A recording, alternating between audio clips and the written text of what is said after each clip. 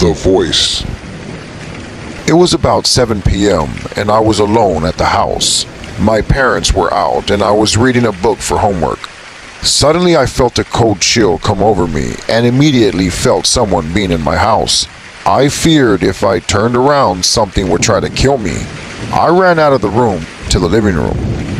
I was beginning to calm down and tell myself that I was just being paranoid and there was no one in the house when I heard a voice whisper very close to my ear, and it sounded to me like it said, "I'll be waiting for you."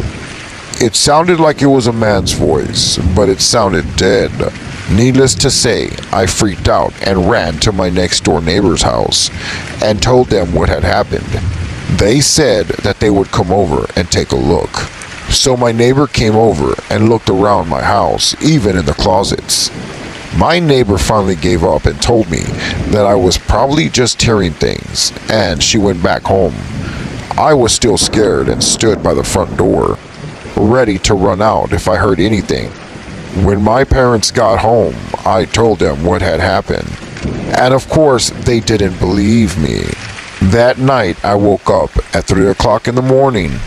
I didn't know why I had woken up, but I can recall being very frightened.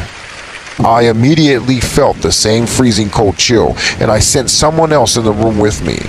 Then I heard it again. The words were more stretched out, however, and it sounded like it said, "I'll be waiting for you." I screamed, and my parents ran into my room.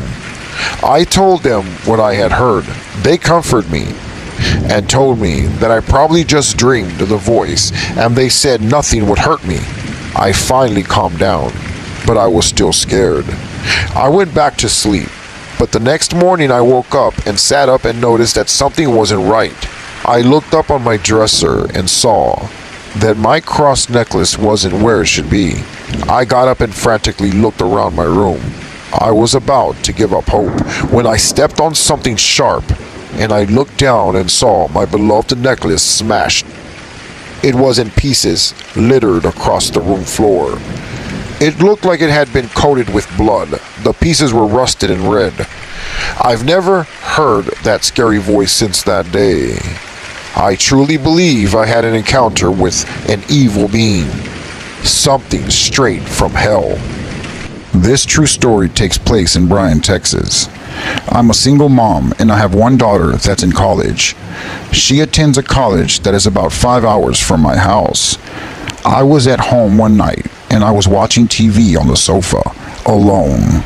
It was about 12 o'clock midnight and I was getting ready to go to bed when I heard a noise behind me.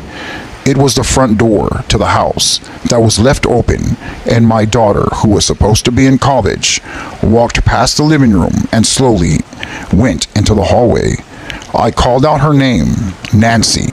She didn't turn around. She kept on walking, and she was wearing a red sweater with blue jeans.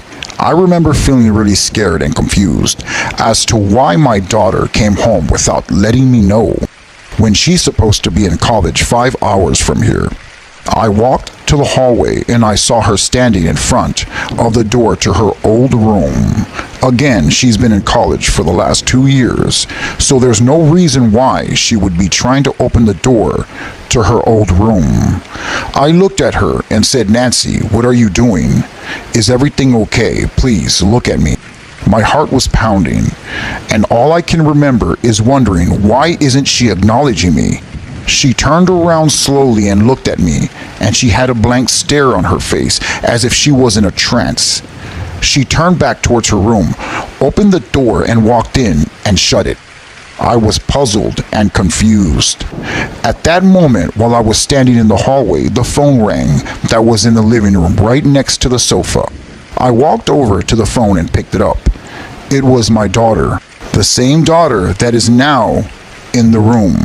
My heart stopped and I couldn't breathe. I was petrified, and I went ahead and told my daughter on the phone that her ghost is actually in the house at that same moment. I told her to please stay on the line with me. Do not hang up the phone.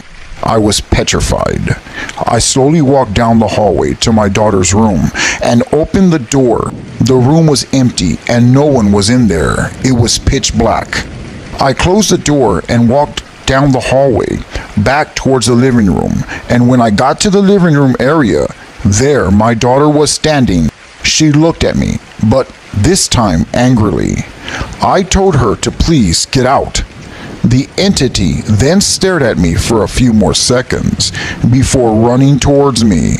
I covered my face with my hands and screamed. I felt that I was going to die. When nothing happened, I slowly pulled my hands down from my face, and it was gone. This experience terrified me to the point that I have gotten my home blessed many times. I now know what I saw that night was a doppelganger. One Saturday night, my brother-in-law was working at a security job, and my sister and I were with my mom at a church function. These church functions lasted about 8 to 8:30, so we wouldn't get home to around 9 o'clock at night. We pulled up to our mobile home. Usually, my brother would be inside waiting for us, but instead he was outside standing by himself, looking like he had seen a ghost. We pull into the carport, and I noticed that all the lights are off inside. When we get out of the car, he lifts his hand and points at the house and says in a shaken voice, "I'm not going in there by myself." We asked him what happened, and this is what he told us. "I came home and I was walking into the carport, and I was about to enter the house. I heard what sounded like a group of people talking and laughing inside the house. I heard silverware and dishes clanking loudly, thinking like there was some sort of dinner party, but all the lights were off. I thought you guys were trying to play a prank on me or something. So I got up the steps and I pull out my house keys. The whole time I still hear muffled chatter and laughing and even music. As soon as I put the house key in the doorknob, I heard someone say, 'Shh.'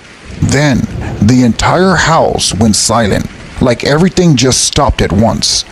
As soon as I opened the door, just a little, I heard people running in the opposite direction of the trailer, away from me.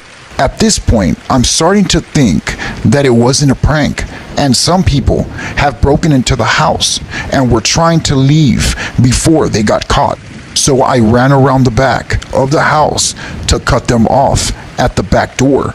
But once I got there, everything was quiet.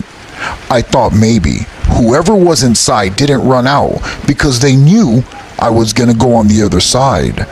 So I sprinted back to the front door, opened it, and ran inside. It was quiet and pitch black. I turned on all the lights and cleared the entire house looking for anyone. Not one thing was out of place. Nothing to indicate at all that anyone was there.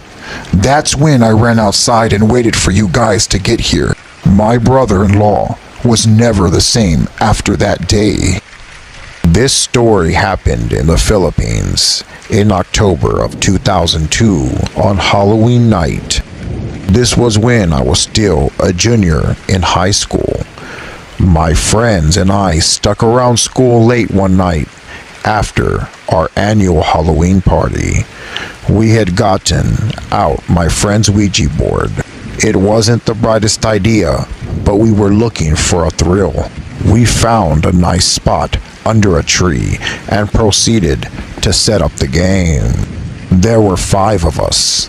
We were all expecting some kind of paranormal contact. Rumor was our school was haunted. It said that on Halloween night, the spirits come out to play, and we wanted to get scared that night. We were really excited because it was the first time any of us saw a Ouija board. Our school was located in an old Spanish mission house built in the 1800s when the Spaniards still occupied the Philippines. We were in a section of the school that no one ever went to. We sat down in the middle of an open space with only a small light bulb illuminating the surroundings. My friend, who had brought the Ouija board, proceeded to place it in the middle of the circle. It was a glow-in-the-dark version, which gave us the ability to see what was written in the dark.